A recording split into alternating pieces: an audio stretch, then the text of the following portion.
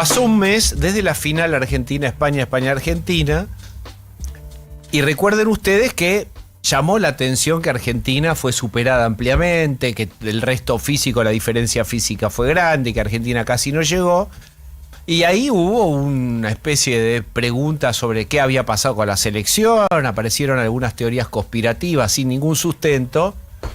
Lo cierto es que un mes después, y esta es la novedad de hoy, el Chiqui Tapia publicó una carta abierta que dice así, voy a leer lo más importante. Un mes pasó, un mes de aquella final, un mes de la mentira de la operación y de una campaña miserable para instalar que esta selección se había entregado. Y lo más llamativo es que después de un mes ninguno pidió disculpas, ninguno salió a decir nos equivocamos, ninguno tuvo la honestidad, la dignidad o simplemente los huevos para hacerse cargo. Mientras nuestros jugadores dejaban todo dentro de la cancha, algunos afuera hacían exactamente lo contrario, sembraban odio, dividían, ensuciaban y buscaban destruir la imagen de una selección que se ganó el respeto de millones. Miren esto que dice el Chiqui Tapia en otro párrafo. De tratar de traidores a los jugadores de la selección no se vuelve. Casi en el final dice: ¿cómo vuelven a sus casas después de haber hecho todo esto? ¿Cómo miran a sus hijos a los ojos y les hablan de honestidad, respeto y dignidad? ¿Cómo les enseñan que hay valores que deben defenderse si cuando tuvieron la oportunidad de hacerlo, eligieron mentir, señalar y esconderse? Los valores no se negocian. Los que dejaron el alma no tienen nada que explicar. Los que mintieron, sí. Esta es la carta del Chiqui Tapia. Entonces vamos a charlar sobre esta carta con un enorme periodista deportivo que es Ezequiel Fernández Murs. Hola Ezequiel, ¿cómo estás? ¿Cómo andas, Diego? ¿Cómo estamos? Bastante bien. ¿Qué pensás de la carta de Chiqui Tapia? Sí. Me sorprendió por un lado, dura.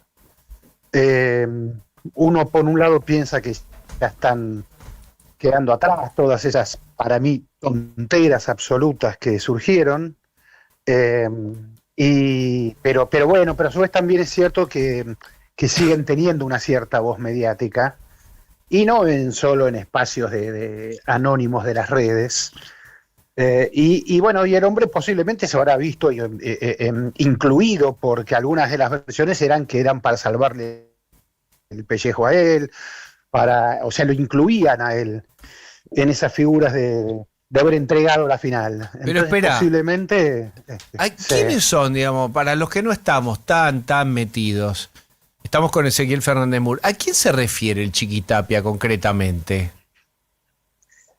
Y a ver, el vocero más importante o más con más renombre, que tienen renombre, por llamar de alguna manera, es Caruso Lombardi, y que no está solamente en lugares anónimos de las redes. Está, por ejemplo, en un canal de cable importante. Está en TN también. Pero Caruso Sí, Lombardi sí. siguió diciendo que la Argentina se había entregado por alguna razón espuria. ¿Caruso Lombardi? Sí, completamente. ¿Quién más? Inclusive porque después de la carta de Messi por el tema de su padre, es como que si les quedaba alguna duda, ¿no les parece ya demasiado seguir con eso? Está Messi diciendo... Sí, no me daban las piernas. Pero no me daban las piernas. Y estando ahí, estuve ahí en el Mundial, y estando ahí era medio como que cuando termina el partido con Inglaterra, estos dejaron todo acá. Esto implica un desgaste físico, emocional, van a llegar con un día menos de descanso, es una selección más vieja, España viene de borrar la Francia, que era la super favorita de todos, te afana la pelota, es aburrido ser rival de España porque se adueña de la pelota, te achata el partido, vos te querés ir de la cancha ya. ¿Cómo va a llegar esta selección a esa final? Había ya una sensación de que se llegaba con algún problema, pero bueno, como el corazón de esos minutos finales en los que la selección venía jugando mal, no estaba jugando bien, pero tenía reacciones increíbles y venía de una media hora extraordinaria contra Inglaterra, entonces eso te alentaba a decir, bueno, ¿por qué no? ¿Por qué no? Pero bueno, cuando quiso reaccionar ni siquiera eso pudo, porque ya tenía un jugador menos, porque tenía cambios agotados por lesiones, porque España no es Inglaterra, España te afanó la pelota. Yo creo que los últimos 5 minutos España se dio cuenta, mira el reloj, dice estamos a 5 minutos de ser campeones mundiales, y ahí se retrasó por el miedo lógico, el miedo humano a asegurar el resultado, y le dio increíblemente a Argentina 2 chances, las 2 únicas chances que tuvo Argentina en 120 minutos. Estamos con Ezequiel Fernández Murs hablando de que pasó un mes de la final España-Argentina, Argentina-España, pero sobre todo de la carta del Chiqui Tapia, que le pega muy fuerte, sin nombrar a nadie, a los que, según él, mintieron la operación campaña miserable para instalar que esta selección se había entregado. ¿Quién más, además de Caruso Lombardi? No, después ya es más, no digo tan anónimo porque hay alguna gente. Yo pues es que soy un tipo, una persona bastante ignorante. Pero en el ¿sabes mundo por qué te digo, redes, Ezequiel querido? de los streamers, Yo sé, los youtubers. pues digo, Yo esas cosas las ignoro bastante. Pero sé que ahí hay una voz, hay una voz que habla del tema mucho. Pero ¿no es un exceso una carta del Chiqui Tapia Sí, para a mí me contestarle parece un exceso. a Caruso Lombardi eventualmente y a gente que uno ni siquiera Sí, recuerda?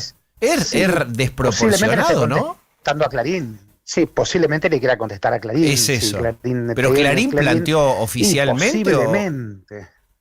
Yo vi No, a no, el Caruso. grupo no es tan, no, esa es una voz más de Caruso, pero bueno, Caruso tiene un lugar donde trabaja y posiblemente quiera responder a eso.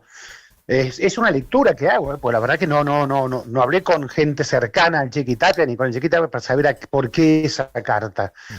Pero la lectura por ahí podría llegar a ser esa y sentirse que, como a mí me incluyeron, no solo a los jugadores, sino que yo fui operador para que se entregara esa final, para evitar que yo fuera preso y todas esas cosas. Y bueno, posiblemente el hombre decide pasar al contragolpe. Sabemos que no es exactamente un hombre de perfil, aun cuando sea de perfil bajo en apariciones mediáticas, no lo es en sus redes, Chiqui Tapia. Se lo ha visto ya ahí jactándose de Chiqui Blinder, de Good Morning y qué sé yo, todas esas Cuando cosas hizo que la hace. parodia del Secanuca, mismo se burló de lo del Secanuca, ¿no? Por eso, Recreó la escena. Por eso digo. Tiene en sus redes, él es de entrevistas escuetas, pero en sus redes tiene una presencia, y por momentos es una presencia que no se achica, como desafiante, es decirle de alguna manera. Y bueno, y esta carta tal vez forma parte de eso mismo.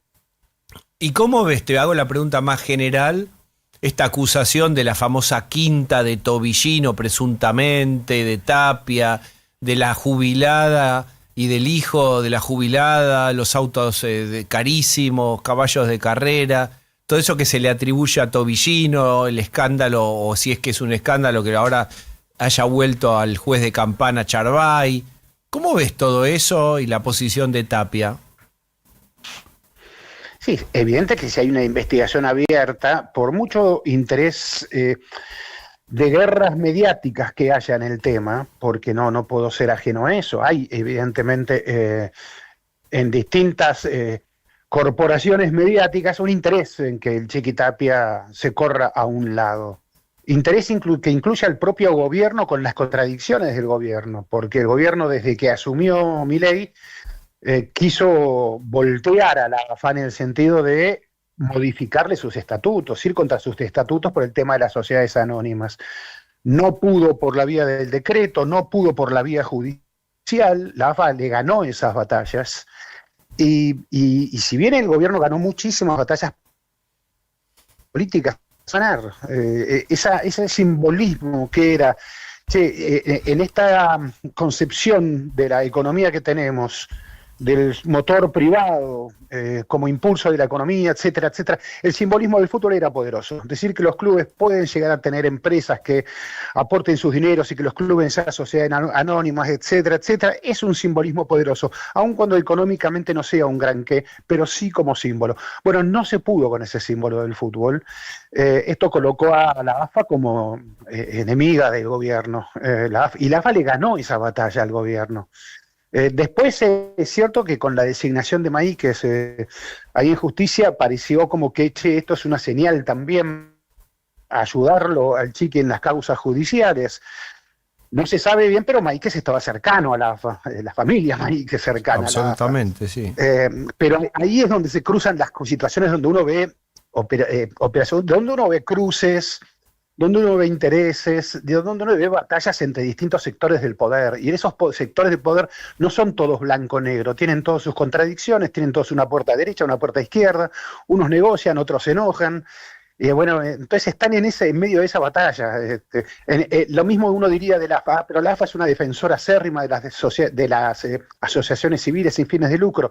Sí, pero ¿por qué entonces permite zonas tan grises como las de clubes que ya sabemos que no son exactamente asociaciones civiles? Sí, y eso sucede. Mira, justo hace unos días en Alemania salió una oficina gubernamental diciendo que no, que está muy bien que los clubes sean asociaciones civiles, que estén en manos de los socios, porque son entidades de bien público, representan bien público, entonces no le competen todas las normas antimonopolio que sí le competirían a cualquier otro negocio, cualquier otra industria. Entonces hay que proteger a las clubes como asociaciones civiles. Lo dijo justamente un gobierno como el alemán, que no es exactamente un gobierno profundamente estatista. Y bueno, y esto fue hace unos días. Entonces esas batallas son en todos lados, y los intereses que están cayendo al fútbol son cada vez más poderosos, en el sentido de que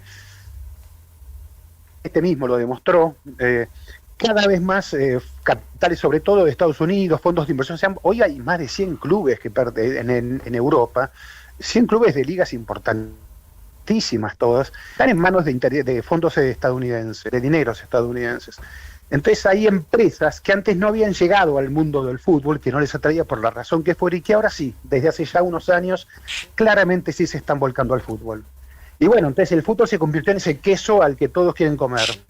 Y bueno, entonces que el AFA sea apetecible para algunos sectores, lo entiendo, porque forma parte de esa batalla más económica que ideológica. Y última, fíjense la charla con quién, con Ezequiel Fernández Murs, de lo mejor del periodismo en general.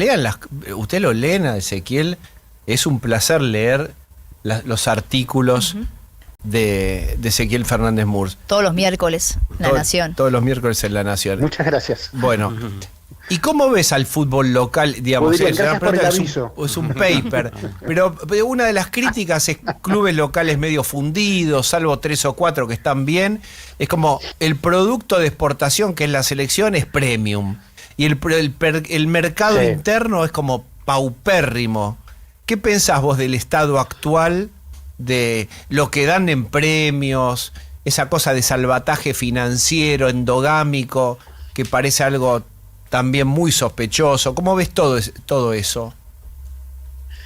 Sí, a ver, a mí los 30 clubes en la primera división me parecen un bochorno, y no hay argumento que lo defienda, más allá, porque cuando fue la pandemia y se anularon los descensos por la pandemia, uno lo podía entender. Realmente uno puede entenderlo. Si son asociaciones civiles y entidades de bien público que representan mucho más que un equipo de 11 contra 11, lo entiendo todo esa argumentación, pero bueno, en pandemia, una vez pasada la pandemia, volvamos a competir más seriamente. Y bueno, y ahí costó mucho remontarlo, y ahí tenés hoy 30, 28 equipos en la primera, y 60 y tantos en el ascenso. Hay campeonatos gigantescos, que tampoco el ejemplo internacional ayuda mucho, porque si vos te vas a la FIFA, y la FIFA aumentó de 32 a 48 las elecciones de los mundiales, y quiere llevar a 64 el próximo mundial. Entonces el ejemplo internacional de cómo se concibe el negocio del fútbol no ayuda mucho. México y Estados Unidos y Canadá, sede del último mundial. Los 3 países tienen una sola cosa en común, aparte de pertenecer a la misma confederación, que es la CONCACAF. Ninguno de los 3 tiene ascensos ni descensos, ¿no? Entonces, el fútbol tiene muchísimas excepciones y zonas grises en muchísimos lugares. Bueno, acá es una de las tantas. A mí no me gusta el campeonato actual. No me parece serio un campeonato en el que dejaron de enfrentarse todos contra todos en 2 ruedas, como fue siempre. Y no porque quiera quedarme pegado al pasado, sino porque sigue siendo el sistema donde se termina anualmente quién es el mejor, y no se reparten 8 títulos al año para quedar bien con todos. Bueno, esto es un poco el sistema del fútbol argentino. A mí no me gusta el sistema de competencia que tiene. Entiendo que tiene que ser, por algo es la primera división, es una élite del fútbol, y en esa élite sí que hay premios y castigos, claramente. Queda el que juega mejor porque es la primera división.